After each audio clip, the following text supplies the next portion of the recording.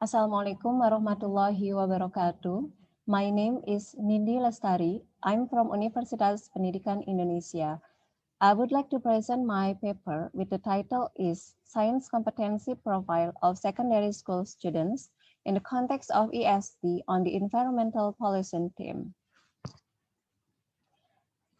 The purpose of the study is to describe the science competency profile of secondary school students in the context of education for sustainability development, ESD, using quantitative descriptive methods. Background of the study.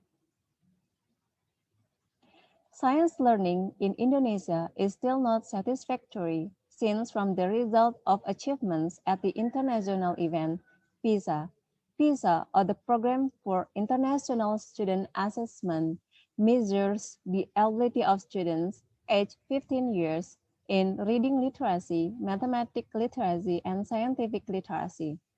The scientific literacy focuses on four aspects: knowledge, context, competence, and attitudes.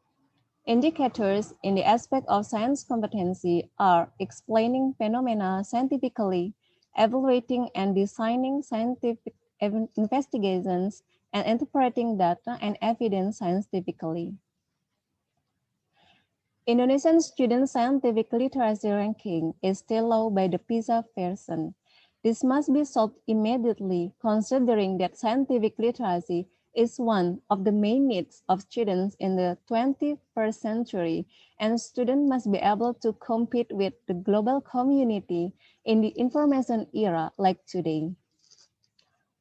While, on the other hand, the environmental pollution theme is very essential to be studied and mastered because of the increasing number and variety cases of environmental pollutions that are happening nowadays.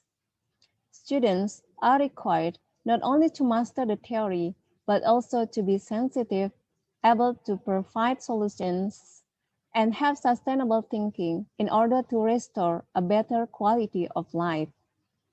Because the environmental problems are mainly caused by a person's lack awareness of the environment.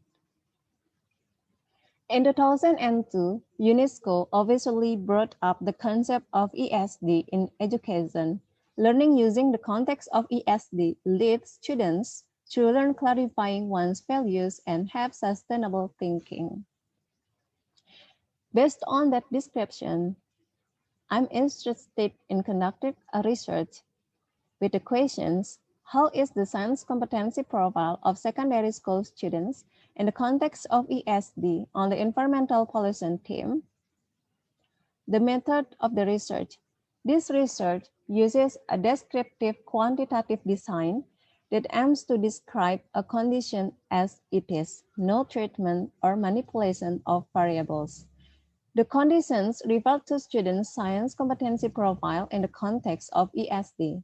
The sample consisted of 113 7th and 8th grade students in the second semester of the 2020-2021 academic year from 4 secondary schools in West Java, in Bandung, Cirebon, and Tangerang.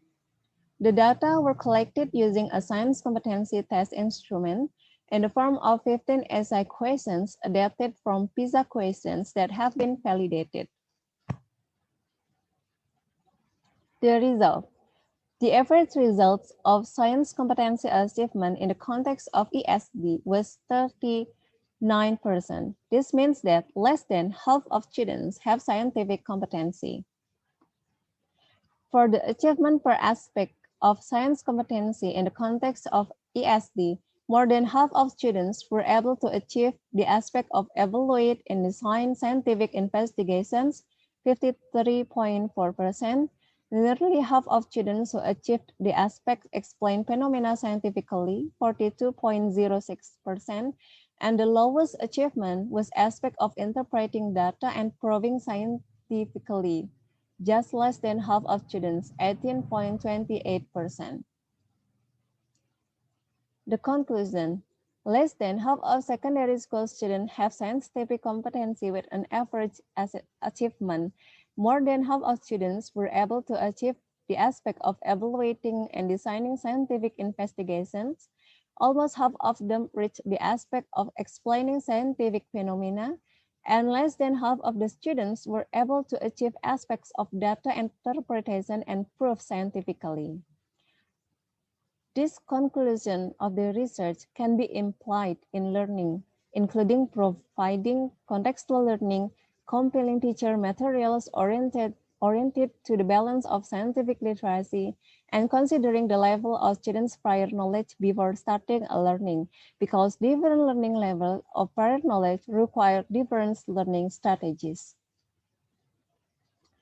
That's all my presentations. Thank you very much for your attention.